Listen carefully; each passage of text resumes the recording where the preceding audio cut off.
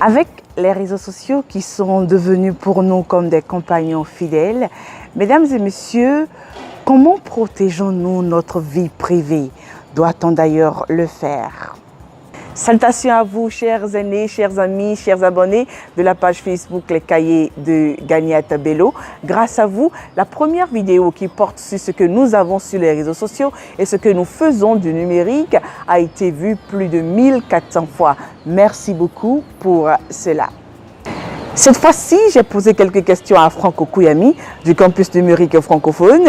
Il nous dit par exemple que travailler dans le domaine du numérique n'a pas besoin d'être bardé de grands diplômes. Il suffit juste d'avoir du flair.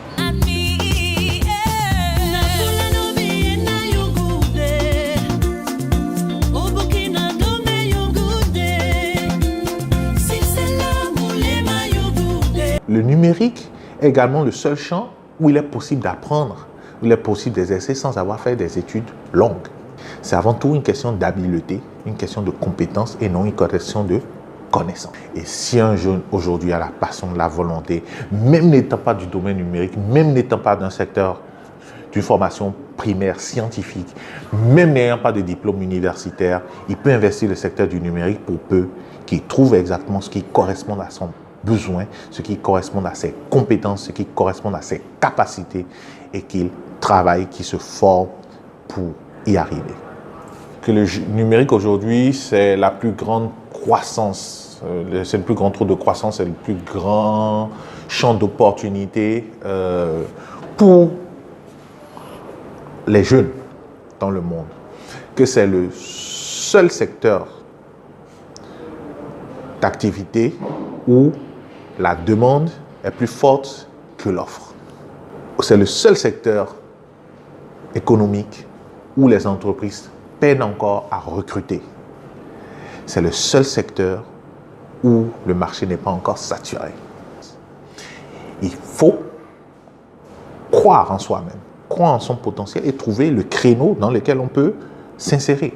Un jeune aujourd'hui qui veut même devenir médecin est obligé de s'intéresser au numérique. Parce que le numérique lui permettra de faire un meilleur diagnostic, de poser un meilleur diagnostic, de mieux soigner ses patients. Un maçon aujourd'hui ou un architecte aujourd'hui ne perdra plus de temps à faire des plans sur papier avec tous les risques d'erreur. Non, un architecte aujourd'hui utilisera un logiciel de dessin professionnel pour dessiner ses plans, faire ses vues et ses perspectives, ainsi de suite, jusqu'à arriver à un résultat qui convienne à peu près à son client avant d'imprimer et de remettre son dossier à son client.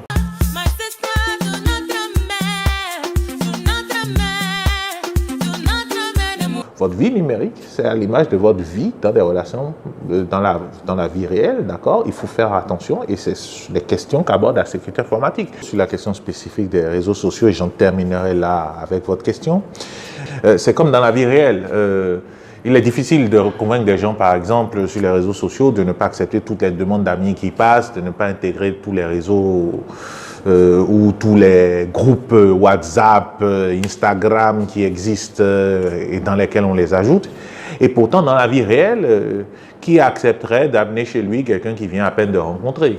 Qui accepterait de manger simplement qui accepterait de la nourriture qu'un inconnu dans la rue lui remettrait, qui accepterait de prendre un colis qu'un kidam croisé au coin d'une rue lui remettrait, d'aller montrer ce colis à tous ses amis, tous ses parents, alliés, et ainsi de suite. Et pourtant, c'est exactement ce que les gens font sur les réseaux sociaux. Vous recevez une nouvelle, vous, sans la vérifier, vous la propagez, vous la relayez, ainsi de suite.